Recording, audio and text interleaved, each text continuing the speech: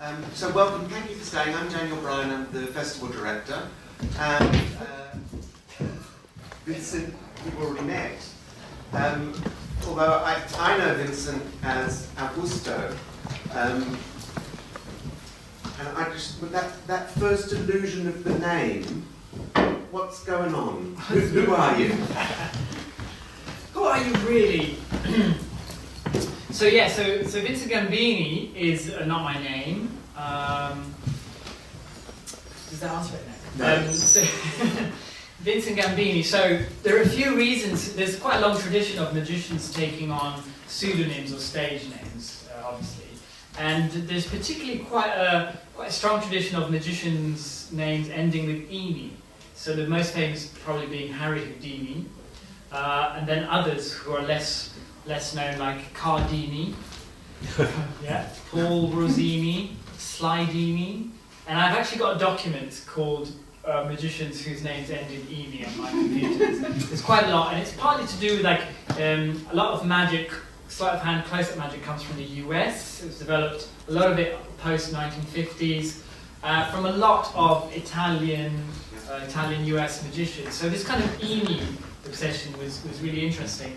And so, to cut the long story short, because it's a little bit long, Vincent Gambini really was born in 2014, and by that I mean this idea of me performing magic as Vincent Gambini. And at the time, I had, I guess, a bit of a profile or a career in my real name, Augusto Corrieri, and some of the things I've done are more like conceptual dance theatre pieces and pieces of writing. So when I first got an invitation to reapproach my teenage hobby and passion, which is magic, after a 10-year hiatus not doing any magic, when I got an invitation, would you like to develop a show as a magician performance person, I thought, yes, but isn't magic a little bit trivial, and I'd moved away from it for kind of more loftier concerns. So I thought, I need a pseudonym, I need a barrier, I need to pretend to be someone else a little bit, just because I don't know what this magic malarkey is going to be after such a long break. I wanted to develop a new show, but I still, if you tell people, oh, I'm a magician, chances are that people will think of like a clown, a children's birthday party entertainer. It's not exactly like high on, in terms of cultural capital. Magicians aren't really doing so well. Apart from the odd star or two, the large proportion of magicians aren't people who would think of like, oh, it's great cultural workers. So I was a little bit apprehensive actually, and I thought I need a protection so that I can fully enjoy this return to magic. So here comes Vincent Gambini, and I should also mention, it's the name of a fictitious character played by Joe Pesci in a 90s movie called My Cousin Vinny, where Joe Pesci does an amazing card trick. And I watched that as a teenager loads, so I had the name Vincent Gambini as a kind of weird homage to Joe Pesci and the movie. And also, I hope I've made that kind of clear, almost like just enough of a barrier to allow me to kind of play with the idea of returning to magic, which was my teenage passion for 5-6 years, and then I left it to go into theatre and other things. But you're still continuing that, the play between theatre and magic. I mean, if we read the free notes, it jumbles up your names at times, and even in the show, obviously, the script, it's the nature. So that exploration of theatre and magic is something that you're interested in. And why are you unique doing that? What is it about that space that you're finding particularly interesting? That's quite a big question. But that is exactly, I think, why Vincent Gambini, why I made him up. And I should maybe say that I think part of the impetus was seeing a bit of the UK comedy of the last few years that kind of, I think, has been so brilliant at deconstructing comedy whilst doing comedy. So the name that was probably most influential for Gambini is Stuart Lee. I don't know if anyone's familiar with his brand of comedy, where he will take the comedy apart whilst he's doing it. And when I saw that, I thought, someone needs to do this with magic. Years ago, I thought, someone needs to do what Stuart Lee's doing with magic. So that was one thing.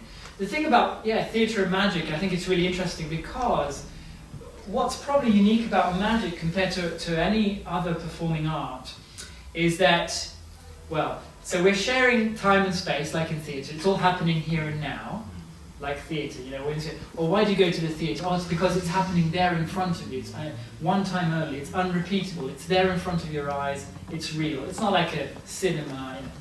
But with magic, it's like theatre, but you have the added bonus that it's not real. Or that what you're seeing is, of course, this is a real ball, but it seems to have completely materialised out of thin air when it's done well. And so you have this kind of weird shock to reality where I guess the boundary between theatre and reality, or reality and fiction, starts to wobble, starts to become really odd. And you get that in any magic show. So I think for me what the interest was how you can use magic's, shall we say, power to destabilise the real, to kind of conduct almost like a philosophical investigation into the nature of theatre, the nature of representation, identity, what's really happening, what's spontaneous, what's scripted. And so I think it's a lovely sort of territory to swim in and explore. I think magicians do it all the time, and I think with Vincent Gambini the idea is to just try and push that a bit more and kind of make it into make it more explicit perhaps, that angle. Because if you go and see a big illusion show, you might not get that, that level of thinking, I guess. Yeah. And as somebody working in theatre and performance and festivals, your work caught my eye, but also there seems, in my mind, there was a mode of magic sort of happening. Right. And I'm just wondering if you've got a sense of, is there a moment of magic, or is that just something that's happening in the theatre world? Is that something that is there at the moment, do you think? That's interesting, I don't know, I often hear that. A lot of people will say, magic's going through a real phase, and it's normally accompanied by a big TV show. So if there's like a new Darren Brown special or a David Blaine special or some of the newer names, Dynamo in the UK. So I think when their shows get plugged a lot, then there's this feeling of magic being in the air. I don't think there's much of that happening at the moment in the UK, but what there is certainly is that the magic scene, which is this kind of lovely, if entirely insular, geeky sort of scene of magicians meeting up at conventions all around the world to exchange sleight of hand or to sell and to buy magic tricks, because you can also do that, books, and that whole thing has become almost like a market, and it's massive now. So you have YouTube magic stars who have like followers, thousands and thousands, and so all of that has mushroomed hugely. But what I think what I'd still like to see is that, apart from a few notable exceptions, there's not that much magic happening in I guess, in theatres, and by that I mean that maybe would have, working with, say, a playwright, or working with dramaturgists, or working with choreographers.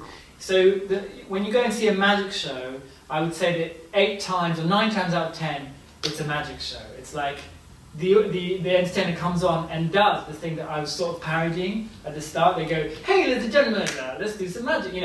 They do that as if somehow the last 50 years of art and theatre entertainment hadn't happened. So I'm always a little bit like, I don't want to see more of that. So even if there is a lot of it, I don't think that's very good. I'd love it if the energy that's going into the magic scene, the kind of behind the doors, was like, channeled so that we had more magic theatre shows, or magic dance shows, or magic mime shows, or like Circus seems to have done it. Cirque du Soleil. They've managed to turn circus into a kind of interesting, experimental, I wonder what the story is there, who knows, Whereas somehow magic hasn't had that moment, apart from, I think, like two of my heroes are Penn and Teller, the US magicians. They've done something really interesting where they play a lot with revealing but not revealing.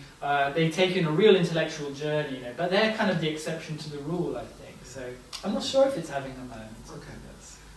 Would anybody like to ask a question?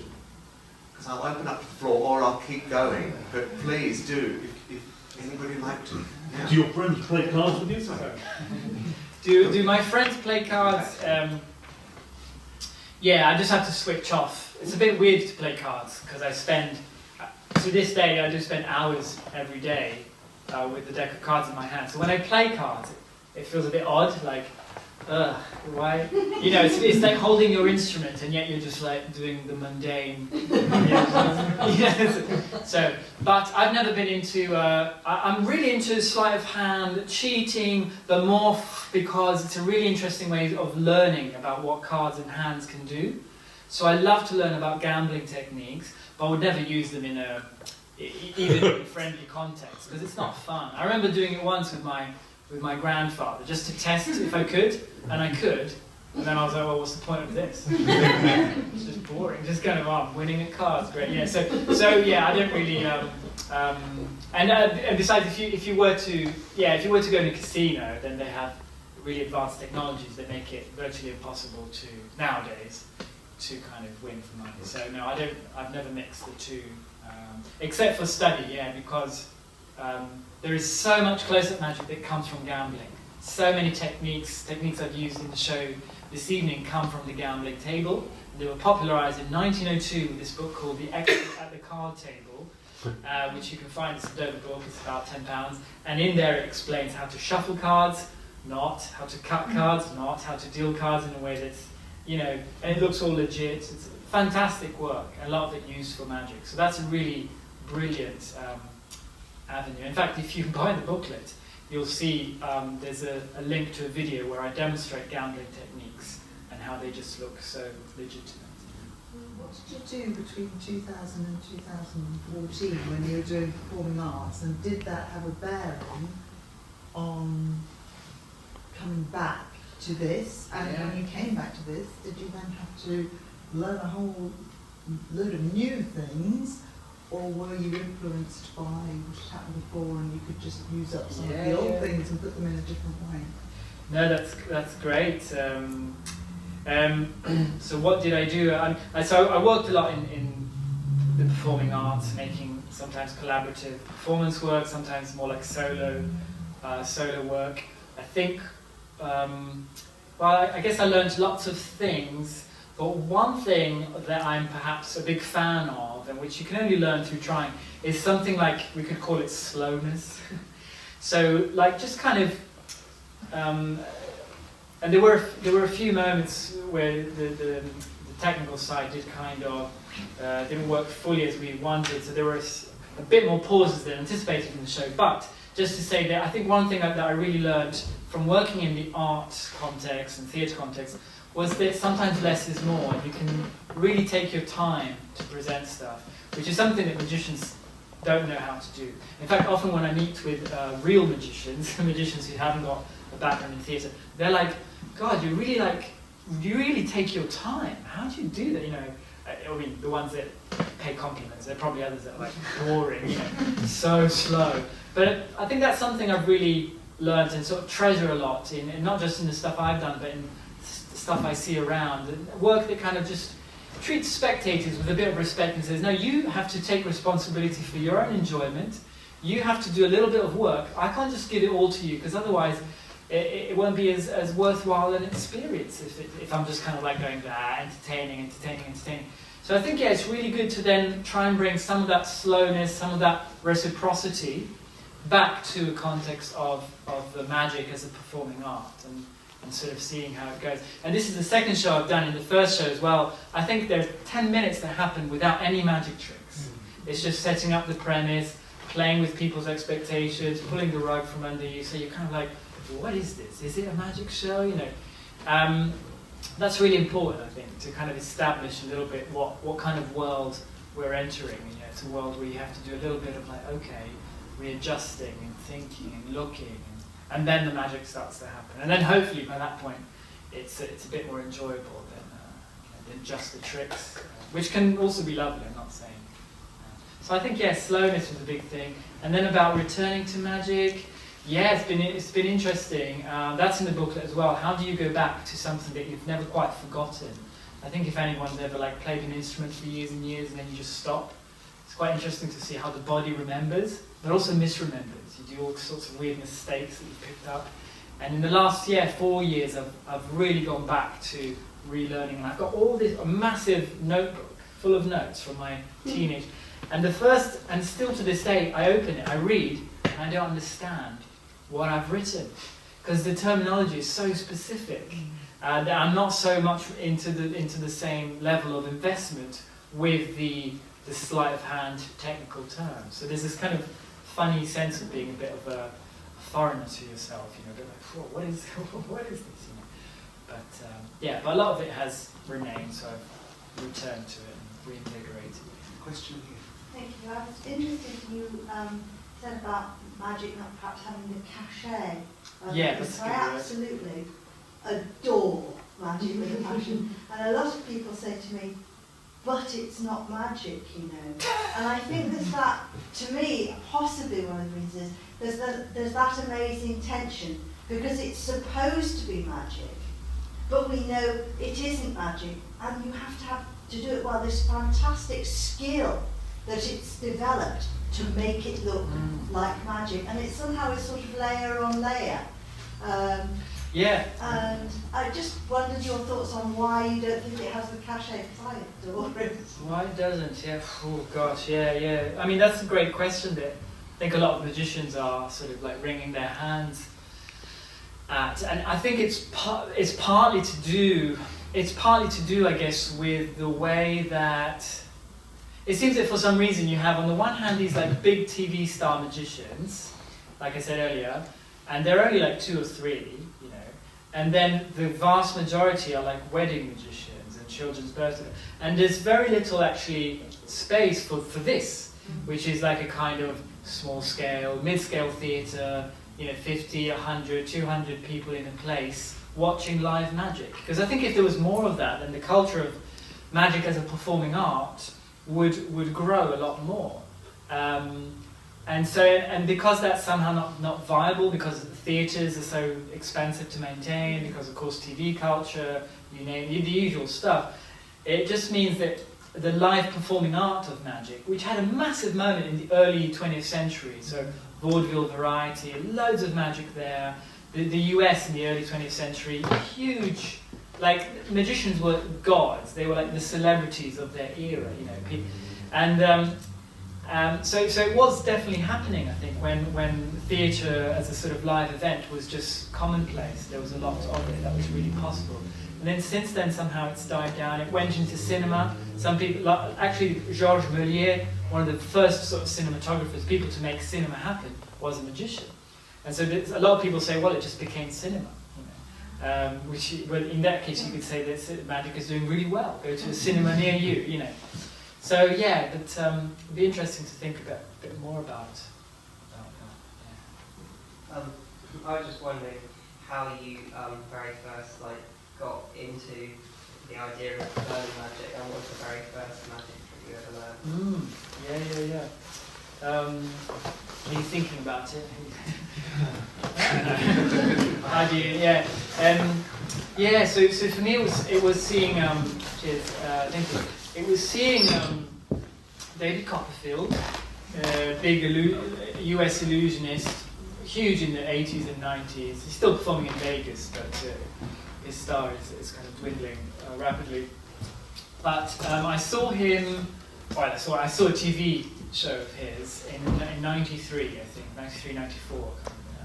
And the next day I was like, right, cardboard boxes. Let's try and figure out how he cuts himself in half, And then someone told me, you should check out on Sunday on this TV show, there's a live magician who does things with cards and coins. So of course I recorded it, VHS tape, I recorded the show, and it changed my world. It was this guy who I've since met, we're friends now, and I basically just watched him and I started figuring out what he was doing by replaying the video and pausing it frame by frame, and I figured out, okay, he's got 5 coins. It looks like he's got 4, but actually he's got 5. And what he's doing here is somehow he's sliding it there. So that's how I started, was actually seeing someone really good on TV and just kind of copying. You see and you copy. I mean, that's how we learn so much, I think. You see and you copy. And then I think I went to a magic shop. They still exist, although so much now is online. But magic shop, you start to hang out there. It's like, oh, that guy just did the same thing that I saw the TV magician do. Oh, excuse me, how did you do that? Then you find out there's magic clubs, and they have magic lectures, and they have magic school. And yeah, and I just kind of learned that way. And then really I was an autodidact, so there's a huge literature on magic. I think it's, of all the performing arts, it's one, I think it's probably got the most number of books, because there are all these like instruction books with a bit of theory as well. So I learned a lot from books, which is the best way to learn, really. But yeah, nowadays I think a lot of people are learning stuff online. But yeah, that's how I do. Do we have one last question? Oh, we've got two last questions. We'll take this one and then that one. Yeah. Why did you pull the water out during the show? The water out? Why did you pull the water out? Yeah, that didn't go right. So, so I poured the water into this cup, and then I was supposed to do this. But it didn't work in the moment. And yeah, basically what happens, I can't do it now, but what happens in the trick, and for some reason, is I pour the water, I take this hand away so the cup levitates, and I'm doing that as I'm saying, yeah, you know, I could do a political magic show, it doesn't have to be just about tricks. And everyone kind of laughs because, like, he's doing a great trick. And then I do that, and then I say, well, what's going on in the world? What's going on? And then I look, oh, the water's vanished, and I'm like, what's going on? So it's this whole sequence, which just didn't work today. It was completely right, I give up on that. Yeah, God knows why. Yeah. That's why we love live shows. Yeah. The final question. What's your next plans? Have you got another show planned or something different? Yeah, so there are two shows that I've got at the moment. One is this one, the Chore of Enchantment, and the other is a smaller, much smaller, intimate show called This Is Not a Magic Show, which is more like a close-up magic. So it's about 40 or 50 people. I think I've seen that in the at the Arts Centre here. The Norwich Arts Centre? Yeah. So I was here maybe 2 or 3 years ago. Yeah, really good. Really Great, good. thanks. Yeah, so at the moment the idea is to try and do them both a little bit and sort of keep presenting them.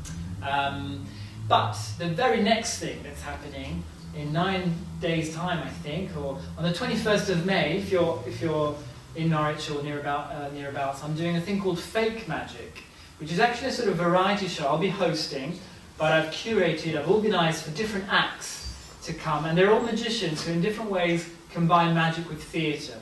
They don't all do, it's not my style of thing, thank God, because that would be, but each person has their own really unique take on how to combine performance with theatre. So some of the best magicians, in my humble opinion, including someone from Chicago who's made a video piece to be projected live with instructions for the audience to follow, and other UK artists. So that's happening at the Spiegel tent on the 21st of May as part of the festival. It's called Fake Magic. So it's also sold out, unfortunately. oh crap! Plugging it. Sorry. Well, yeah. Damn, I wouldn't have. I knew it was close to selling out, but well, don't come to that. It's not that good. Yeah, overrated. Plus, I'm not performing much in it, so come on.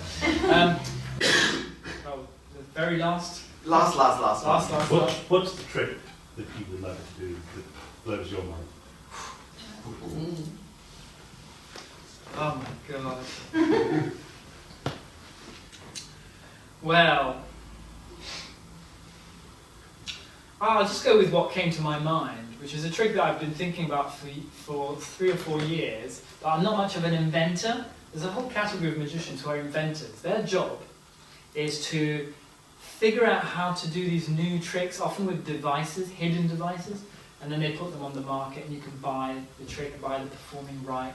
So I'm not an inventor, because I'm more of a sleight of hand kind of geek. I love that, and a theatre person. But what I'd love is this trick where you take a thread and you light it like a dynamite thread, and you light it, and then you go all the way down so the light stays in the same place, but the thread diminishes. That's fairly easily done.